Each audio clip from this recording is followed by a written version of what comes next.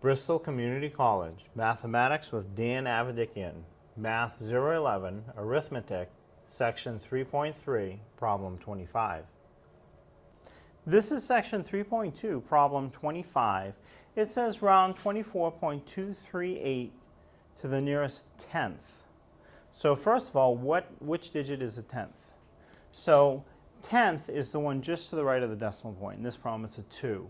And the one after that would be hundredths, after that thousandths. So it says round to the nearest tenth. So that's the 2. So what we want to do is examine the next digit over to the right.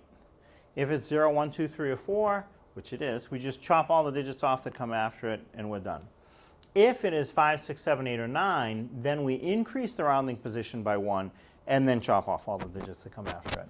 So since it is small, it's in that 0 to 4 range, I just keep 24.2. It stays the same, and the digits that come after it are dropped off. So the final answer is 24.2.